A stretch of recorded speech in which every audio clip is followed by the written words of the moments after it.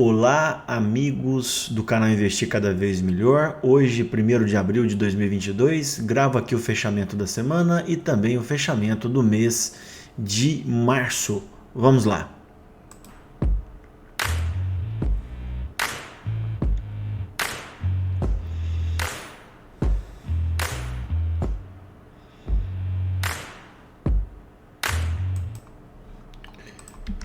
Sempre aquele disclaimer, né, que esse vídeo tem apenas um caráter educacional. Bom, então o que a gente vai discutir hoje no nosso vídeo? O conflito na Europa, ele está, para o mercado, ele está em segundo plano, tá? Hoje está fazendo pouco preço sobre as coisas, a gente vai comentar. A gente vai falar como está o cenário da inflação nos Estados Unidos e no Brasil, a taxa de juros por lá, como andam as commodities, a taxa Selic e os juros futuros aqui no Brasil, inclusive os títulos de renda fixa, desempenhos das bolsas americanas, o saldo estrangeiro na B3, o dólar aqui no Brasil, a situação do Ibovespa e o que a gente vai esperar para o próximo mês, tá? Então, como eu vinha comentando nos últimos vídeos, né, desde janeiro, que esse é o tema dominante, né? A guerra ficou em primeiro plano nos últimos 3-4 semanas, mas o mais importante é a inflação e, por conseguinte, o aumento de juros no mercado americano. A gente tem que entender, por exemplo, hoje a inflação rodando a 8% e uma taxa de juros a MEI, ou seja, você está tendo um retorno negativo dos seus investimentos, se você aplicar em renda fixa por lá, de 7%, né? As commodities já vinham em alta, né? Com a guerra elas tiveram um pico e a gente vai ver que as commodities começaram a ceder. Está lá a taxa de juros nos Estados Unidos atual, aqui em 11,75, eu já tinha comentado no vídeo prévio. Aqui os analistas acham que a gente pode ter mais 1% de aumento, ficar ali 12,75% ou 13% no máximo. E os Estados Unidos, o consenso atual é que vai começar a aumentar, ao invés de 0,25, vai aumentar 0,5 nas próximas 6 reuniões. Então a gente vai ter um aumento expressivo da taxa de juros por lá, porém aquém do necessário para combater a inflação, né? Que a gente acabou de mostrar que a inflação lá está rodando em 8%. Né? Nessa semana, o juro de 10 anos do mercado americano, que chegou na casa de 2,48 na semana passada, reduziu um pouco, né? 2,38. Tá? Dólar index, que é o dólar frente a uma cesta de ativos, né? Ele está praticamente estável, né? Na casa de 98,5. Bom, o ouro também recuou um pouco, recuou um recuo mais tímido, né? Fechou na casa de 1.922 a onça. Bom, isso aqui é uma coisa importante. Muitas pessoas estão falando assim, o aumento de juro vai fazer com que o ouro caia de preço. Essa é a correlação histórica, só que a gente tem que lembrar que o aumento, por enquanto, da taxa de juros nos Estados Unidos é um aumento tímido, né? E a gente viu lá que o retorno está negativo. Eu acho que o ouro só vai começar a ceder quando as taxas de juros nos Estados Unidos subirem fortemente, tá? Então, eu particularmente acredito que o ouro é um excelente ativo para compor uma carteira, especialmente pensando em hedge. Petróleo, após tocar lá 140, né, no começo de março, essa semana o Brent fechou em 104. Então a gente vê claramente que as commodities estão cedendo. A soja, após uma subida vertiginosa no ano de 2022, foi o primeiro candle semanal de forte baixa. Esse tipo de candle favorece que a soja deve ceder. Obviamente, como teve quebra de safra, mesmo sem a guerra, né, quebra de safra antes, pode dizer que a soja mantenha-se em preço mais elevado. O milho também, que chegou a mais de 1.300, fechou em 982. Essas cotações que eu estou falando para vocês são cotações internacionais, tá? Bom, para aqueles que não me conhecem, né, aqui está o meu canal, muita coisa legal lá para vocês. Peço que vocês se inscrevam, compartilhem, tá? Tem um guia completo de imposto de renda, tá? Com várias aulas. E eu gravei essa aula aqui essa semana, né? Como montar uma carteira de investimento baseada em 5 investimentos. Que a aula ficou muito legal, tá? Bom, eu vou falar também um pouquinho de renda fixa.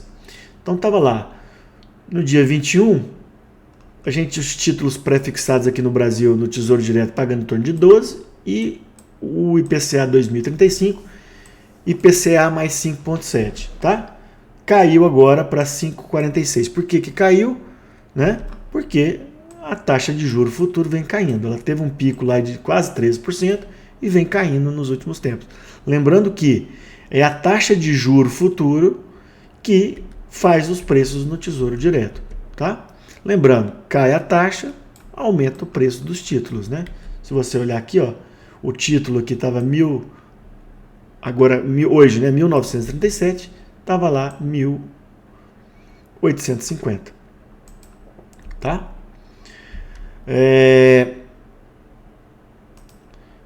Então aquela correlação inversa que a gente sempre mostra para vocês, né? O juro caiu, o preço do título subiu, né? 1850 em 23 de março e agora 1937. Venho comentando com vocês, né, que a taxa de juros futuros ela sempre anda na Selic, né? Então a gente é muito provável que aquele pico de 13%, né, na taxa de juros seja uma zona de inflexão, ou seja, muito provavelmente a gente vai fazer um platô aqui na Selic para depois voltar a cair. Ou seja, está num bom momento para a gente aplicar em renda fixa, tanto pré-fixado como os títulos vinculados à inflação. Lembrando que o pré-fixado é um título mais arriscado, tá? Confira depois na minha aula de Tesouro Direto, tá bem legal. Bom, comportamento do mercado americano. A Nasdaq, após perder no começo de março esse suporte, fez um fundo duplo e um movimento de alta e recuou nos últimos 3 dias, tá? Bom, o que eu acho que vai acontecer no mercado americano? Vamos ver aqui no S&P. Eu acho que a gente tem espaço para cair um pouquinho mais, tá? Mas provavelmente, como a gente está numa tendência de alta, é recuar e voltar a subir para tentar buscar o topo histórico. Essa é a minha opinião, tá? Dow Jones, zigue-zague ascendente, começamos a recuar, pode ser que a gente recue um pouquinho mais e voltar a subir, tá? Pode voltar testar o suporte? Isso pode acontecer. Pode perder o suporte? Pode, mas eu acredito que nesse mês não acontecerá isso. O mais provável é que a gente continue a tendência de alta com as correções intermediárias, tá? Bom, aquilo que eu comentei, né, que a gente possivelmente, tem muita gente falando na internet, os Estados Unidos vai entrar num bear market, que não sei o que, papapá. Eu estou escutando isso tem uns 2, 3 anos, tá? É provável que num futuro a gente entre num bear market, haja vista que nós estamos num bull market no mercado americano há vários e vários anos, né? Mais de uma década, tá? Mas eu mostrei para vocês que o Larry Williams, que é um trader que eu acompanho bastante, ele fala que a gente não está em bear market.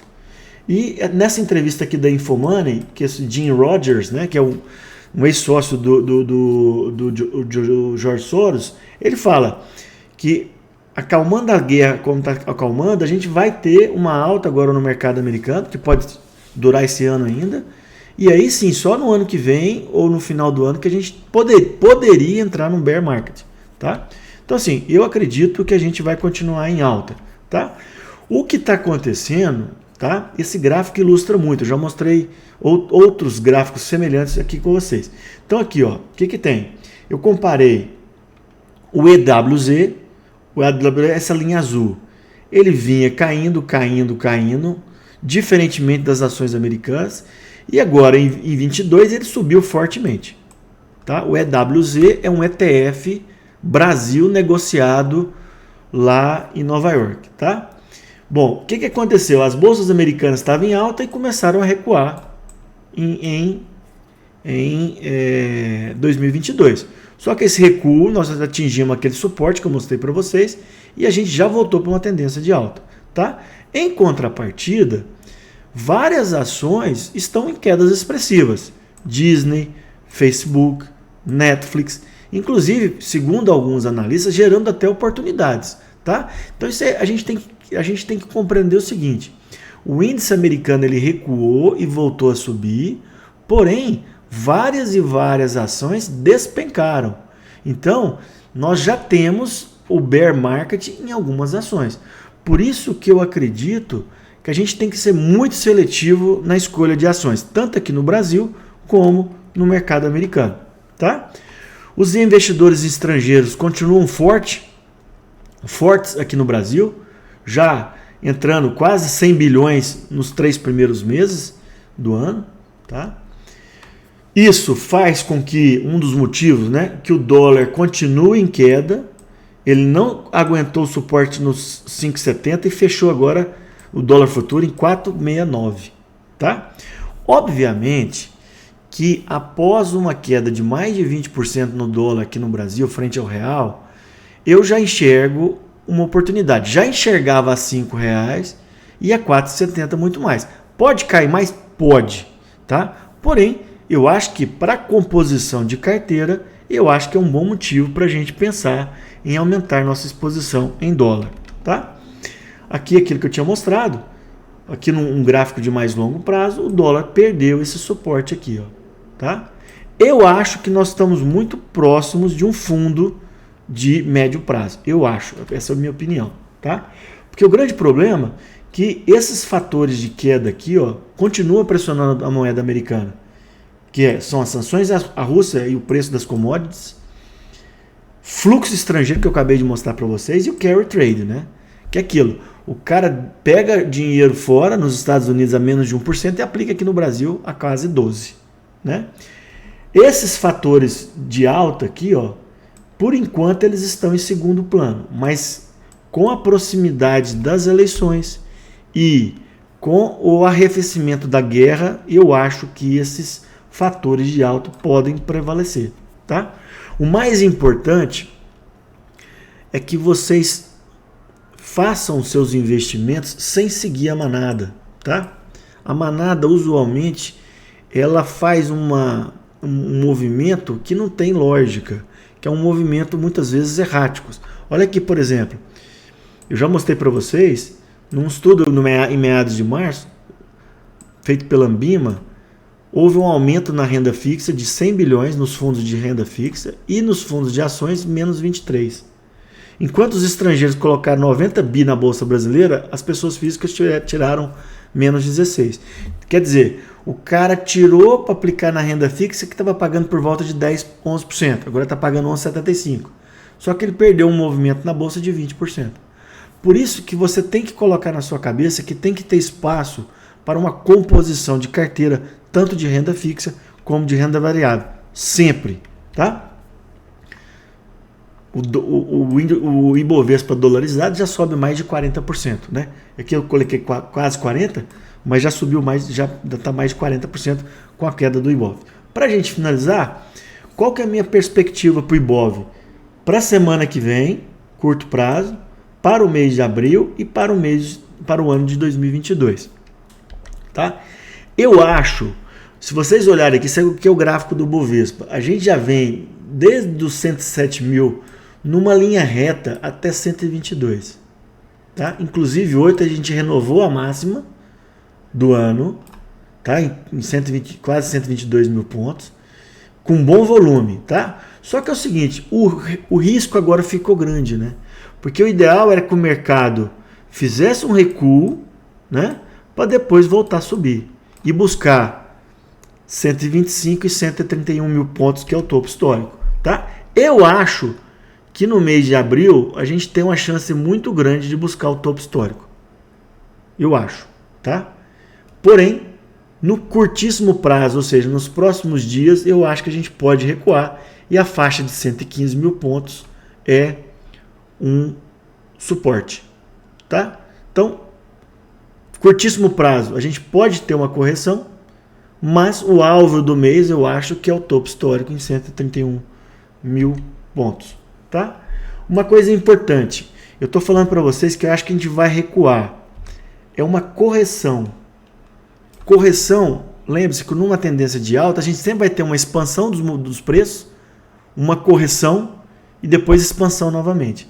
Reversão seria o mercado parar a tendência de alta e entrar numa tendência de baixa.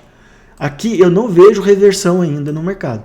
Eu acho que tem uma correção num curto prazo para a gente depois buscar o topo histórico. Tá? Porém, é o seguinte, você comprou lá a 110, 103, 104, 105 mil pontos.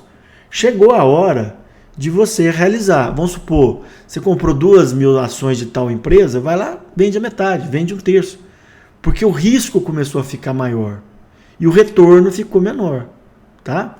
Hoje mesmo, a XP está assim, a XP atualiza o final do ano para o Ibova a 130 mil pontos. Esse tipo de previsão não ajuda absolutamente nada, porque é o seguinte, o mercado está em alta, geralmente as casas vão lá e aumentam o preço. O mercado começa a cair, as casas começam a diminuir. Então esses alvos assim são meio que não resolvem muito a nossa coisa. O importante é o seguinte, que após mais de 20% de alta nos 3 primeiros meses de 2022, o risco ficou maior. Então a gente tem que pesar isso na nossa carteira. Ah, então vou operar vendido? Não. Nós estamos em tendência de alta. Pode ser que a gente tenha uma pequena correção nos próximos dias, ou a gente pode continuar em alta. O importante é o seguinte, o mercado brasileiro está em forte alta em 2022 e o mercado americano, que caiu fortemente no começo do ano, mostrou um pivô de alta e a gente está em alta também por lá. Menos intensa do que aqui. Aqui meus livros, disponíveis na Amazon, vários assuntos, né? Bom, dessa vez eu não vou comentar sobre o Profit, porque o que eu tinha falado já foi comentado, para o vídeo não ficar muito longo, tá? Muito obrigado, compartilhem com os amigos, dêem um like e até uma próxima.